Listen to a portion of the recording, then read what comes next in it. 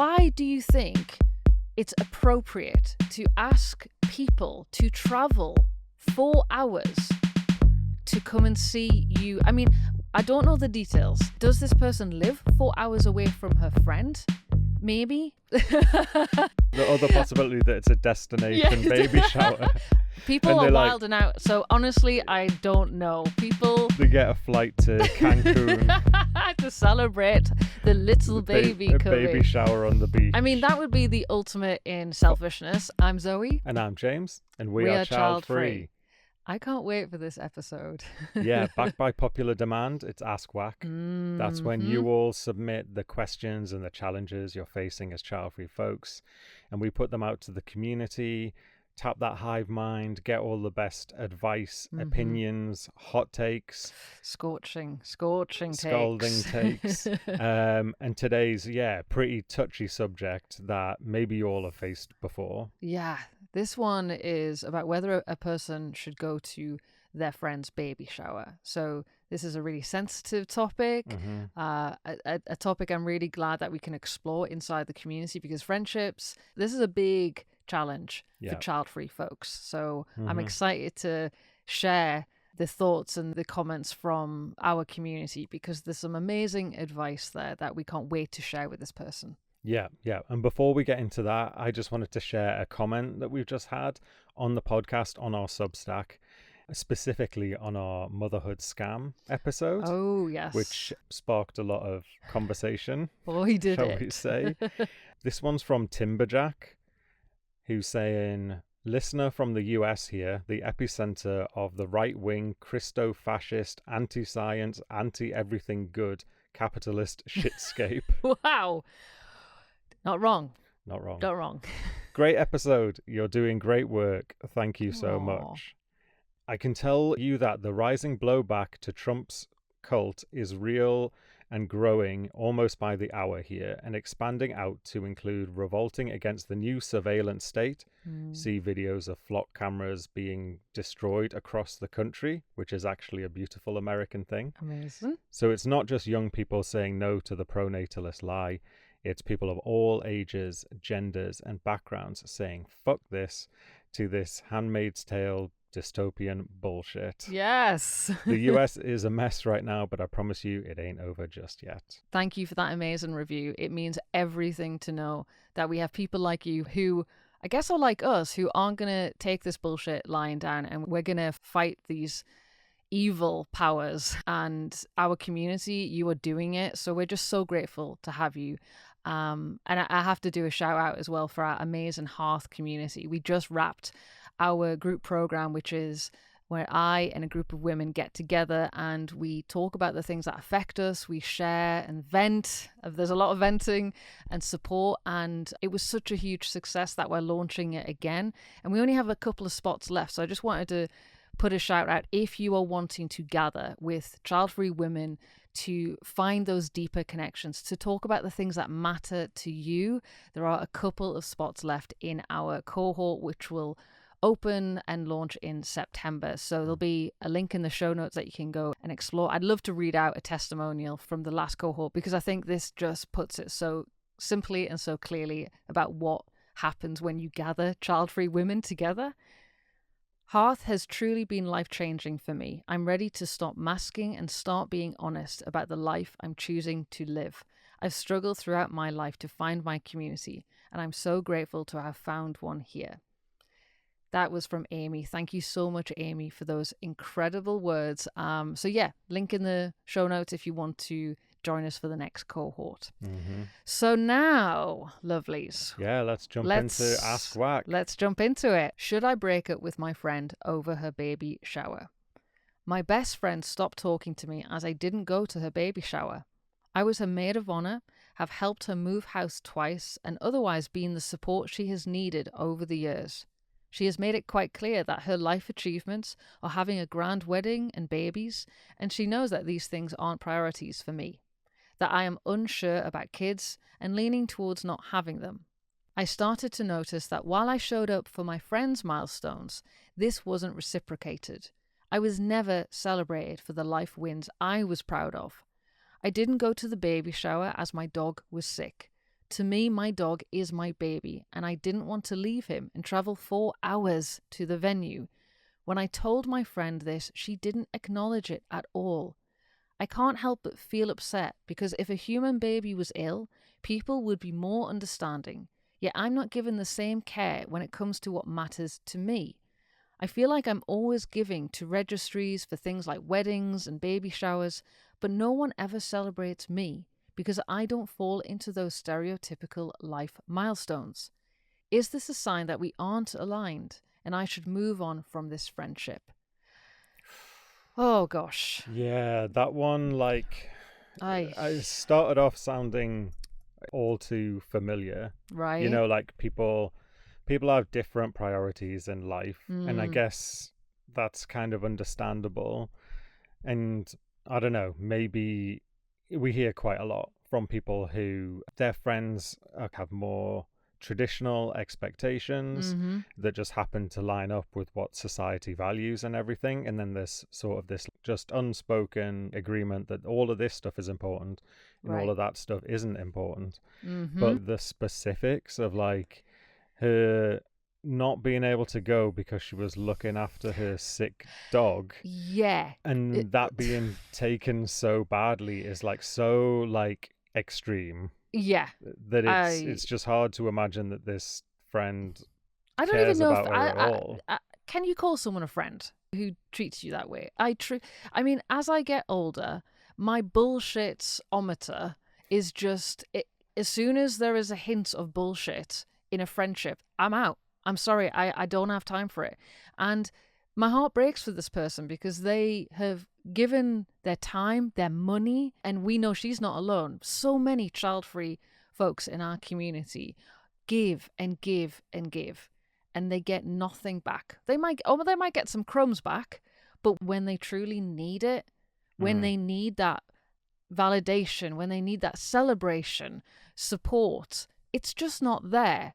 And I just will never be able to understand how a friendship, how you can say the things that matter to me are more important than the things that matter to you.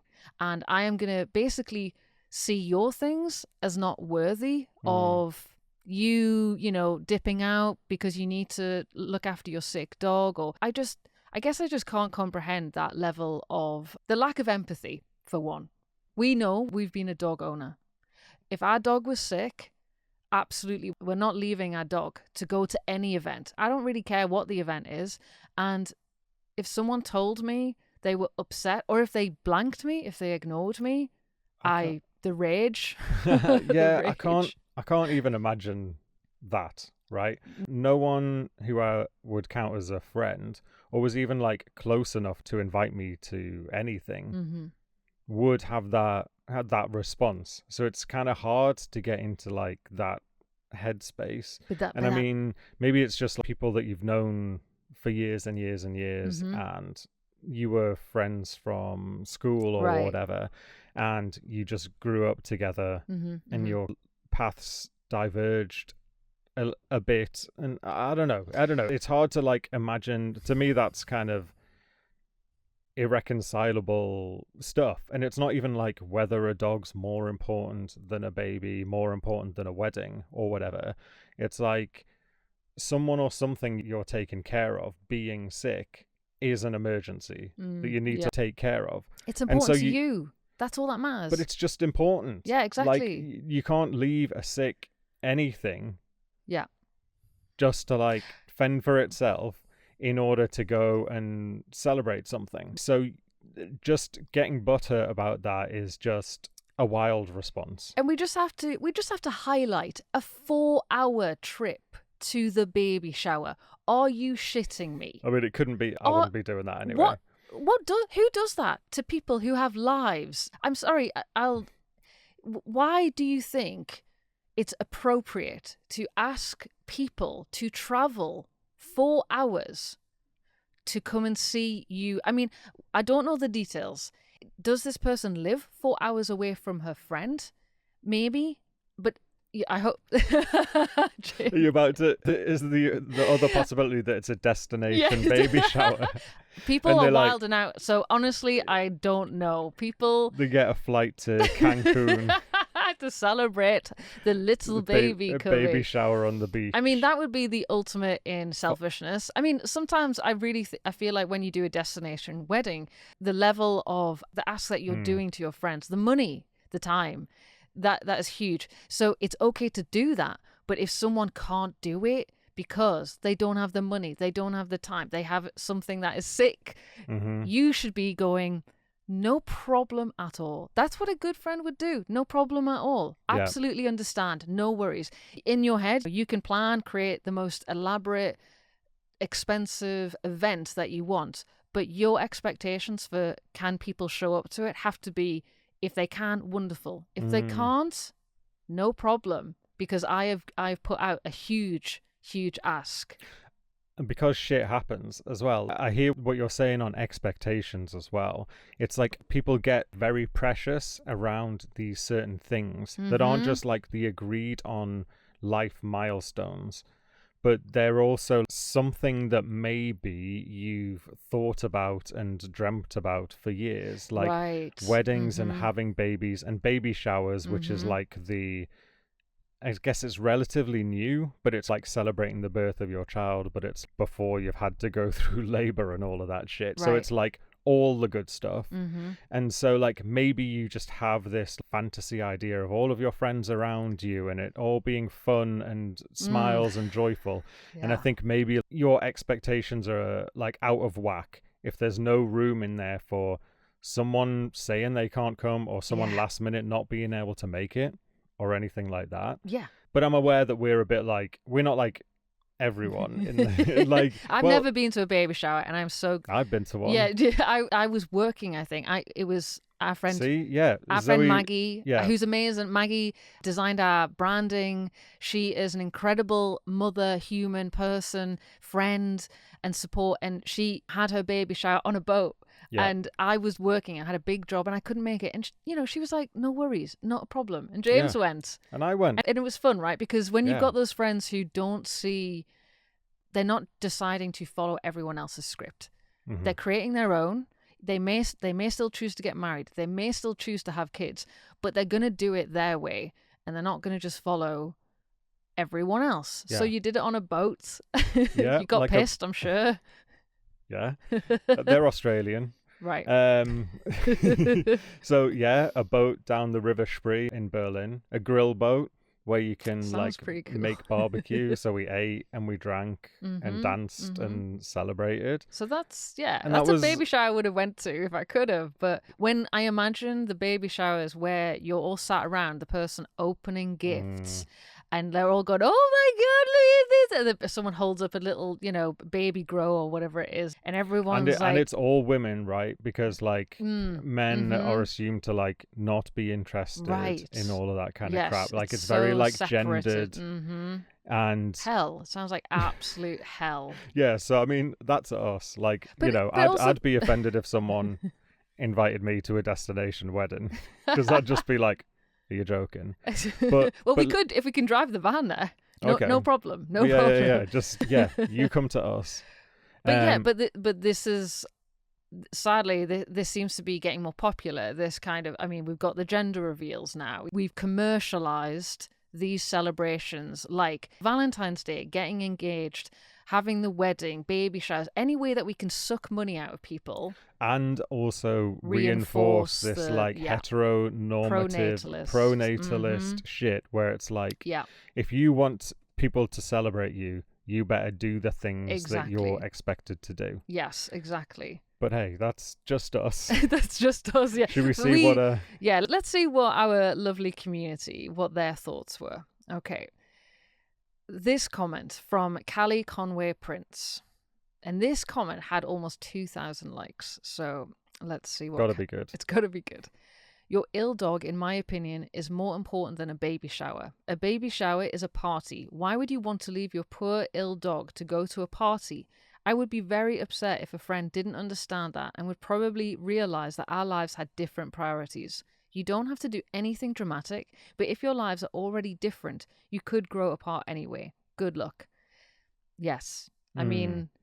That's the thing, right? It's about I'd say it's more than having different priorities, because you can have friends who have different priorities. Right. And if your friend is having kids and you're not, you will have, and you Right. do have different priorities and values and stuff. Mm-hmm. But it's more like a sort of... It's a value system, right? It's like what people are valuing, and that friend doesn't value the things that matter to you as much as the things that matter to her. She sees them as a lower value that that basically you of course you should leave your sick dog to come and celebrate me and my baby shower. Like there is no question in her mind that is more important than your sick dog. And because I was gonna say, at least part of friendship or any good relationship is like each person being like, well, if something's important to you, then it's important. Exactly. Because otherwise that's selfish and you don't really care about someone. You don't have to care about what they care about, and it doesn't have to be important to you or anything like that. But it's like whatever is important to them becomes important in the relationship, and there needs to be like give and take on that. This friend, I don't know if she's in a relationship or married, or I guess we didn't get into that, but she thinks she probably won't have children. So having children is not a thing that she values, that is important to her. It's not a priority. But she's been there for her friend at her wedding, at like all of the milestones. Maid of honor, right? Like all of the milestones stuff, up until this one she can't make. Yeah. And it can't be one way. No. Just because whatever society and everyone else thinks that these things are important, therefore you have to as well. It's like there has to be like give and take on that. Yeah. And I feel like, I mean, for someone to leave their sick dog to go to a party, I'd be like, what's happening with your sick dog? No, don't leave the dog. Don't, of course, be with the dog. It all changes when you just call it a party as well, which is what it is. It's a party, which is about a baby. Yes. But celebrating a baby that isn't there yet. And it is 4 hours away. It's 4 hours away. If it was like maybe down the road, you'd be like, okay, my friend is coming to look after my dog, so I can pop my head in, I can say hi. You know, she might have done that, but we're talking about an 8-hour round trip. And then the time that you're there, I mean, that's an overnight stay. The money, it's just wild. It's wild. But as I have gotten older, and the last few years, stuff has happened in my life that has made me realize that relationships can be one-sided. Friendships can be one-sided. And everything is information for you. When people say and do things, it's information for you. And what you can control, the only thing that you can control is your actions.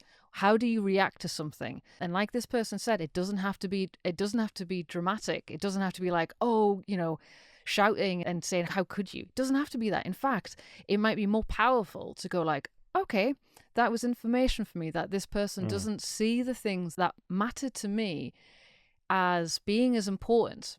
And I don't think I need to spend time with people who make me feel like the things that matter to me are not as important. I don't think I need to give my energy and my time and my love to relationships like that. So actually, I'm going to pour that time and energy into myself or finding other relationships and friendships that truly see me and celebrate and will treat the things that are important to me as special and as important as I will. And that can be it. That can be it. Yeah, like that person saying, like, you can just grow apart. And it's not like you're doing something here. You're like looking at what happened and being just like, not even feeling any type of way about it, but clearly what's important to me isn't important.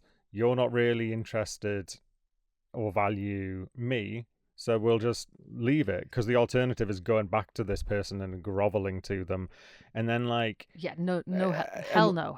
No, and what's gonna happen? Like, this is before the babies come. Oh yeah, no. This person thinks that your shit is not important, and that they're the center of everything before their baby has arrived. Yeah. So, without being doomery about what Jodie Day, who we spoke to, called the friendship apocalypse, when people start having kids. Yeah.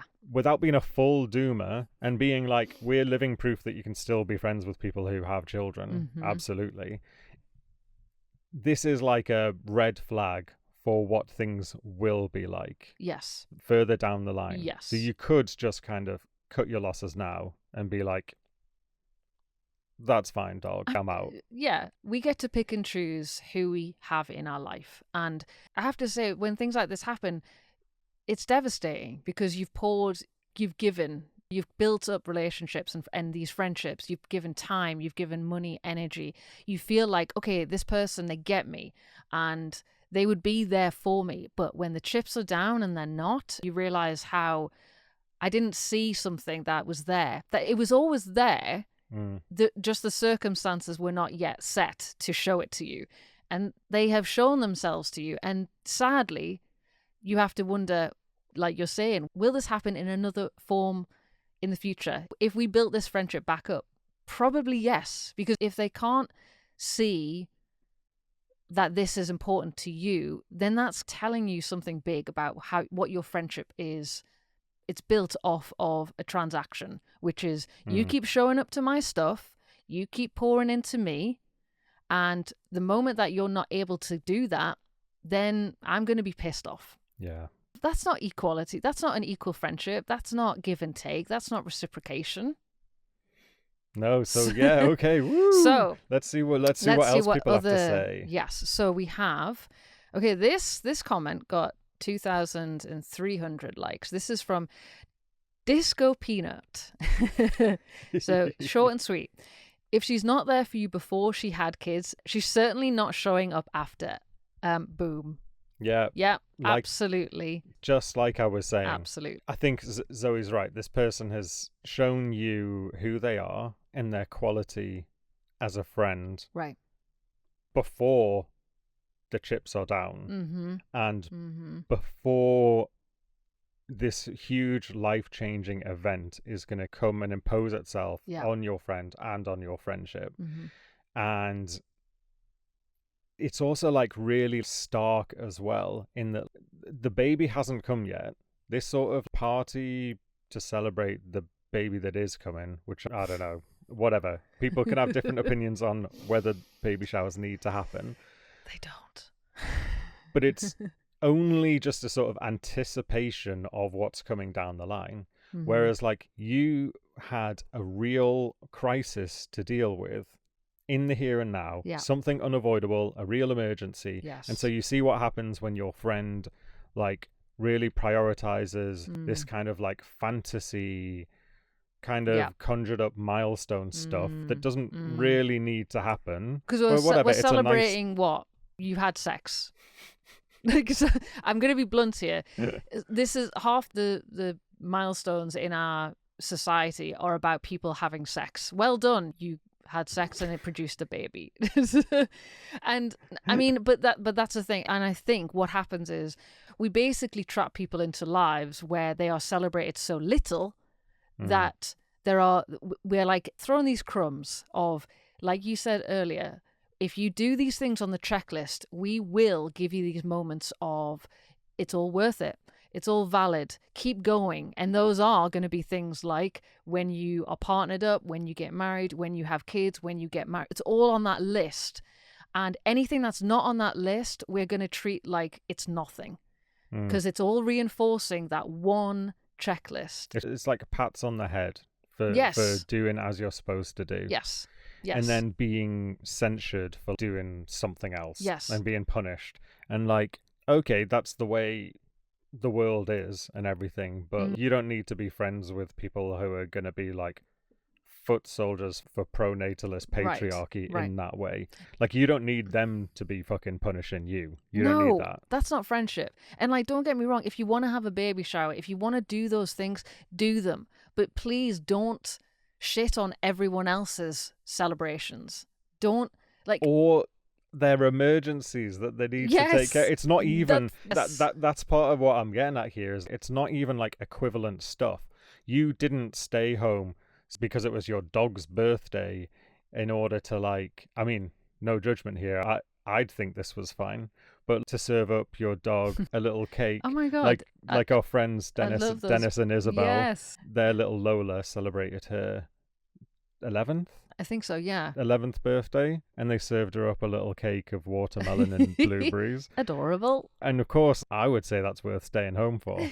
Absolutely. But this person did not do that. They're not like choosing Yeah. to stay at home. They're not saying my dog's more important than your potential child. No. They're like, just have an emergency in the here and now that they need to do something about, Yeah. and you have to understand that. Just have Otherwise, empathy. Yeah. Empathy. Yeah. I feel like some people are so severely lacking it that they're so in their own lives, in their own worlds, that I matter, my celebrations matter. Oh, look at me, I did the things that I'm meant to. And that leaves no room for anyone else to go, what about me then? I don't have a partner, or I'm not going to get married, or I'm not going to have kids. So apparently society is never going to celebrate me. And that means that when child-free people do have these milestones, they should absolutely be celebrated. If you are a friend and you have kids and you've got the marriage and you've got the house and all of that things, when your child-free friend comes to you and says, I got that promotion that I wanted, or I was able to find the therapist that's really helping me, or I'm going to move to another country, or I'm going to travel solo, whatever it is, you celebrate that with everything you've got, just as you would celebrate if they said, I'm pregnant. Yeah. Right. So let's see what else our community, what other amazing advice they've got. So, this comment, this broke my heart. Okay. Haley Rocco Books. My brother stopped talking to me because my husband and I couldn't drive 10 hours to spend a week taking care of their toddlers while they went on vacation, exactly when they wanted us to, under their parameters. We'd have to get someone to take care of our pets and house, and they were so annoyed that we had lives and responsibilities. They literally stopped talking to us. It's been 5 years. I guess animal lives don't count. I don't know what's happening. I don't know what's happening with people. I truly... So, I don't know where this person is from, but chances are, we have lots of followers in the States. Chances are they're also in America as well as the original poster.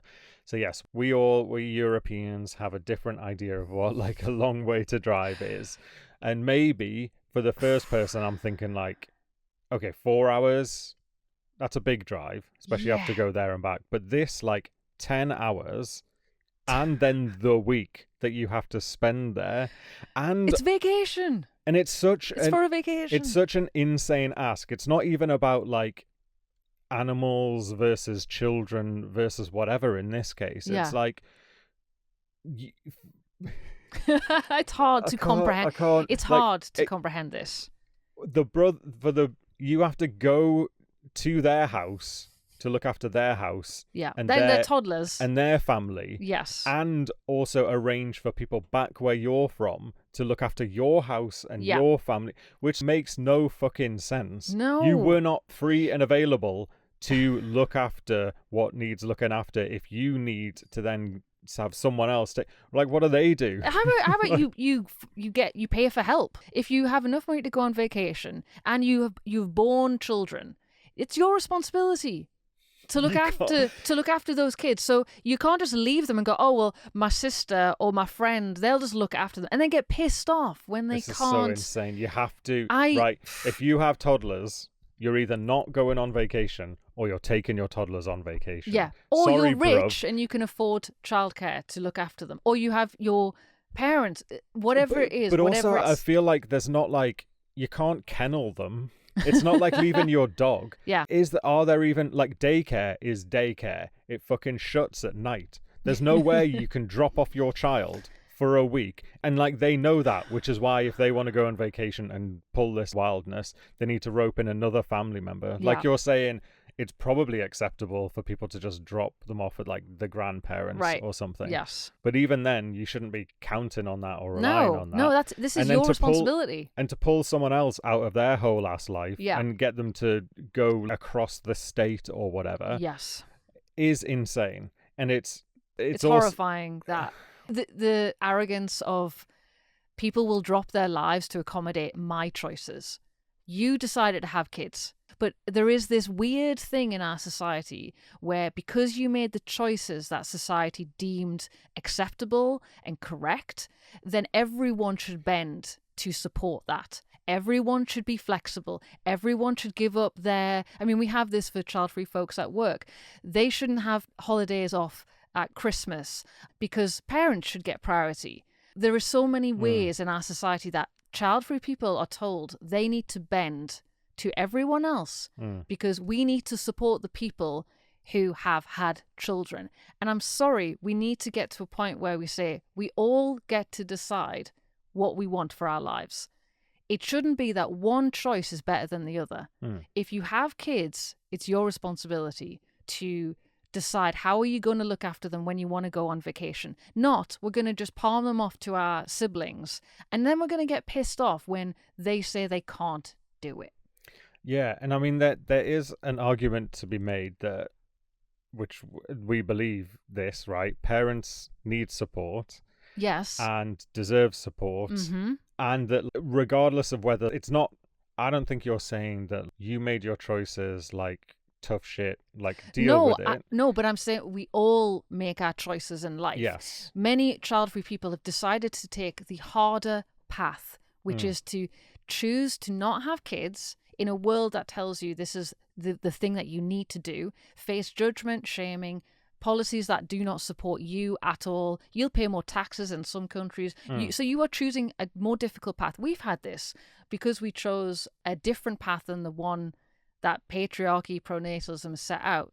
Simple things are harder for us. And we've also, in some cases, not had the kind of support that we've needed. Yes. Because people in our lives have not valued what we are doing and felt that we were, if anything, like shirking our responsibilities. And so if anything goes wrong, then that's on us. Yeah, literally, I've had family members say, well, you chose that life. If something's broken in the van, well, you chose that life. As if it's okay to be punished. And you would never say that to parents. Never. Because it's also...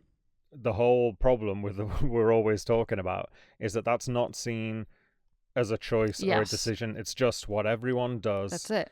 And that's what's behind all of this as well. Yeah. But there's this great book by Mia Birdsong called either How We Show Up or How to Show Up. I'll drop a link in the show notes where the author goes and visits like lots of alternative kind of community setups. And lots of those are parents. And there are like multiple instances of people who like manage to, people from like poorer backgrounds who don't have the luxury of like, well, who can afford like daycare and stuff these days, who basically take turns. Like all the people in the neighborhood will drop their kids off at someone's house who is available while they all go to work or something. Right. And then they'll return the favor later. Or if they wanted to go on a date, that each person would take turns babysitting all of the kids, and then other people get to go out on date night. Like a village, right? Like a village. Like a village that we used to have. So my point being is that you could have that kind of setup for parents. Like these parents, your brother, like maybe knows someone else with kids, and maybe it's less of an imposition to drop off your toddlers with their toddlers for a week while you go on vacation because you'll return the favor. But that has to be reciprocal and like a true community where you are taking out and putting in. Yes. And just the idea, like kind of what Zoe was saying, is like the idea that like because you've done what you're supposed to do, that all the sort of like attention and time and energy of everyone else in your family has to like flow in your direction now. Yeah. That's fucked up thinking. Yeah. And that's never, I'm not surprised. I would not, if that was my brother, I wouldn't ever speak to him again. And then this is where we get to decide, who do we want to have in our lives? You know, who makes us feel supported? And I am in a place now where I would rather have fewer people in my life, but have people who truly show up for me when I need them, who support me. And this is why creating a chosen family is so important, because if you don't have that support with your family, your siblings, your parents, it is crushing. And I am so grateful for the chosen family that I have been able to create in the last years of working on this project, and accepting that sometimes your blood, your origin family, they're not your people. Yeah. And and as hard as that is, it doesn't mean that you'll be alone. It doesn't mean that you'll be unsupported, because there's other people out there, other incredible communities and people out there. And this is why finding your child-free cheerleaders is so important. They don't even need to be child-free, right? We've been lucky so that when we moved to London and moved to Berlin, we found people that we had enough in common with. Yes. And mutual understanding and reciprocation and values and stuff, that you could build a true community that persists even after they have children. Yeah. Because they just care about you and care about the stuff that you care about. Right. But you don't automatically get that with your family of origin, and you don't automatically get that with the people that you just grew up with. Yeah. So I guess this is a lot of like finding out who your real friends are. Yeah, absolutely. And the good thing is knowing that some friends, it's accepting that some friends will come and some friends will go. That's okay. I think when you get so stuck on like, I've got to keep this relationship going. We've known each other now for like 10, 20 years. I've got to put up with things. No, you don't have to put up with things. There's the thing about you can have friends for a reason, a season, or a lifetime. Yeah, and that's fine. And it can be any or all of those things. Exactly. And recognizing when it's time to say, I don't need this. My life is actually harder with this person in my life. And this is why setting boundaries is so important as well. So when someone makes you feel less than, when someone isn't lifting you up, that's information for you. And you get to decide, again, maybe it's time to pour that energy back into myself or into other people. So let's see what other amazing comments that we've had. So this is from Chef Carolina. It's not that we compare pets with children. It's the lack of support from our loved ones that eventually becomes uncomfortable. Absolutely. Absolutely, that's it. There is this idea that when we say our fur babies or our dogs or our children, that a parent will somehow bristle at that. Like, you know, and ultimately, look, we get to decide what matters to us. And me saying that my dog is my baby, that I would die for my dog, people might not be able to understand that. They might not, because maybe they've never had that kind of a bond. That's okay. And maybe they've got that bond with their child. That's wonderful. That's amazing. But you don't get to say to someone else, the thing that you're feeling, it's not as valid. Your love, it's not as valid as my love. It's not as valid. You don't get to say that, because we're all different and we all get to define it. I'm just kind of sick of hearing people say that child-free people will never experience true love because you've never had a child. And I'm just like, who gets to define what the ultimate love is in our world? Tell me that. Why is it a parent? Because in my eyes, it's like every one of us gets to decide what matters to us, where our meaning comes from, what happiness is for me. And if you're a parent and you have kids, I want you to have that. I want you to create the life that you want, and I want you to respect other people's lives as well. All of us, everyone should be doing that. You know, we'd have a happier society if everyone could accept we are all different. There is no one path to suit all of us. But obviously the powers that be, patriarchy, pronatalism, it's all about funneling you into one path, because then you can control them. Then you can make them do what you want and live the life that you want them to live. And child-free people don't do that. And that really challenges some people. And it makes them like question everything clearly. So let's see what other folks in our community said. So Elspin 337 said, any friend for any reason, for any occasion, who gets upset when a friend can't make it to an event with or without a logical excuse like having a sick pet isn't worth your time. You are a human being with your own life, not an NPC in theirs. I just learnt that abbreviation. Yeah, what were we listening to? It was a podcast. It was a podcast yesterday. I'm cool and very online, so I knew what that meant. But that's a non-playable character if you're old like us and need that explaining. So the idea is that, like, in The Sims or whatever, you're controlling a bunch of NPCs. And it's almost like a new way of talking about main character energy. It's if you're acting like you're the main character, you're also acting as if like everyone else is like a minor character and supporting like not important. me in my life. Yeah, And amazing. I mean comment. that is very like a lot of parents have main character energy. Yep. Yes, absolutely, because that's what society has told them. Everything matters because you have these children. And the interesting thing is that like society will tell you explicitly that your children are the most important thing, and your role looking after them is the most important thing. And that sounds very selfless, but what that ends up actually turning into in reality is that you as the parent of these children are the most important thing, and like all of your shit, and whether it's celebrations or emergencies or whatever, that's all more important, which is actually a very like selfish way to be. But it's just, you just get let off the hook. If you have children, you're just automatically selfless, and therefore all of this shit that you pull, everyone has to sort of bend to your will. Yeah.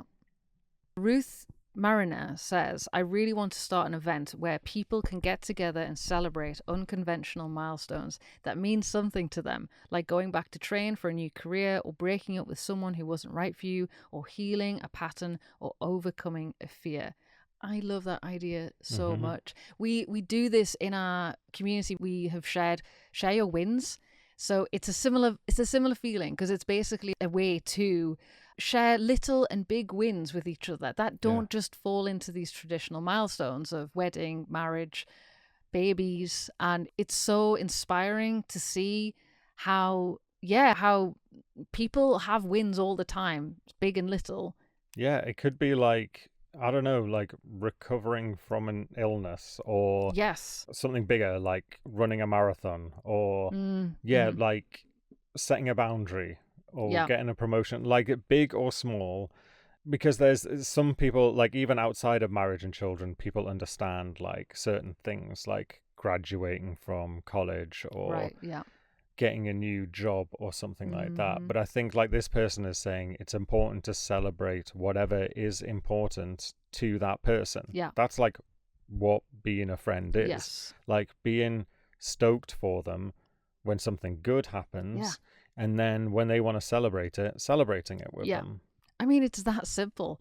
Friendship doesn't have to be this big, huge, complicated thing. It's like when someone has this joy or happiness, or has done something that's made them feel good, it's like it's a simple thing of just celebrating that with them, right? But people get so lost in their own lives, I guess, and trained to not celebrate other people as well, unless it is that checklist. Yeah. And it's almost like, that I think that's a difficult thing when you're a child-free person. I think child-free people to other child-free people, we are good at celebrating everything else that's going on in your life, because we know how it feels to not be celebrated. So, every time a friend does anything that they're happy about, I am like cheering them on. And the difficulty is when you have those friendships that they do have kids. So you have to navigate that with people who they don't know maybe what it's like to live in a world that does not celebrate you, because they've had the baby shower, the engagement, the weddings, those celebrations and life events. They've had them. They just haven't lived in the person who has none of that ever, has never had someone send them a card to say, this is amazing news, well done. Never been celebrated. And this is why it's important, I think, to do it, to celebrate each other. And yeah, and I think not even, because recognizing that parents also, depending on where they're at, how old their kids are, like may have less capacity. So like you may not be getting thoughtful cards from them anytime anything good happens to you. But I think it's like when you tell them about it, they respond in kind and they're stoked for you. Yeah. And if you be like, here's how I'd like to celebrate this thing, they would join you. Or if they can't because their kid is sick at home, then they would be rightfully apologetic and try and make it up to you. And it's not that fucking deep. Like it doesn't need to be. And I think like when when conflicts arise around stuff like this, it's maybe like a sign of something, a deeper lack of understanding or reciprocity in a relationship. Because on the surface level, it all, I don't know, seems quite simple, like give and take, to care about the stuff I care about. And I think the last comment that we had so many comments on this. Thank you to everyone who shared. Seriously, I can't wait to... The person who submitted this Ask WAC will be sharing this podcast and all of the comments. Oh yeah, it's bound to help. But the last ones that we pulled, like, just I don't know, makes it super clear. So this is Jenna. She says, some I've stayed friends with because they respect my life choices, show up for me, see me as a whole person. Others have fallen away because their entire personality has become centered around their kids, and we have very little in common these days. Neither is bad or wrong. We've just changed as people. That's it. It's like when people show you who they are, you get to decide, do you want this in your life or not? And if parents, if they do want to create their whole world, their whole personality based around their children, that's their prerogative. They can do it, and maybe they'll find community with other parents, and that's all they talk about. And that's wonderful if that's what they want. If that brings them that happiness, wonderful. And if that's the kind of community that you're creating, then that's the kind of community that doesn't really have space for child-free people in it. No. Like, and I think it's unreasonable to be like, I don't know, like, welcome in, but we're only going to talk about this stuff, and we're not going to bend for anything else. You come in like completely on our terms and basically sit here and listen to us talk and don't talk about anything. Like, that's not any kind of community. That happens a lot. Like in the last cohort of Hearth, one of our gatherings is focused around friendships, and multiple women say their friendship groups are them standing in the group with everyone around them talking about their kids, asking questions about everything to do with their children, schools. No questions are given to that child-free woman about their life, about what's going on with you, anything. And I don't know if people can realize how lonely that is. You could be stood around your supposed friends, and they don't seem to see you as a real person with a real life, with real responsibilities. You know, I think there's an idea as well, sadly, that when you don't have kids, your life is just unicorns and rainbows. So we don't need to ask you anything about your life because you're just child-free. You're just like living it up. And we don't need to bother with you because your life is so amazing. Jodie also talked about this as well. People wouldn't invite Jodie Day along to events because they were like, oh, well, we just thought you'd be out. You'd be like clubbing. You'd be out, you know. And she's like, I'm 45. Like, I'm not living that life like that. So I think it is, whether you're included or excluded, that both can be very isolating and lonely. And so, I'm glad that things like Hearth exist. My God, yes. For child-free women to have a space to talk about stuff like this without judgment. With people who understand it and who are going through the same things, and also just be there for each other and support each other and celebrate each other. It's the way it should be. Yes. And it's kind of like, if all of society was like that, that'd be fucking amazing. Yes. But we have to create our own communities. Yes, we do. But we're doing everything we can to create those spaces, and you can learn more in the show notes about the Hearth program that we run. You know, we have an incredible community on social media, in our DMs, on the emails, supporting this podcast. You guys are out there, and I'm just so grateful to have you all supporting us and sharing amazing comments and advice like we had today. And we'll be sharing more Ask WACs coming up because we have lots more to ask our wonderful community about.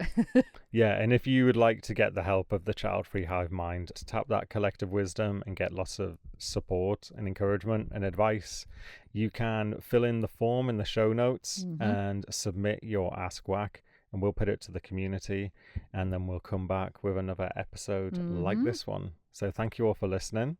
Thank you, lovelies. Have a great week. Bye. Bye.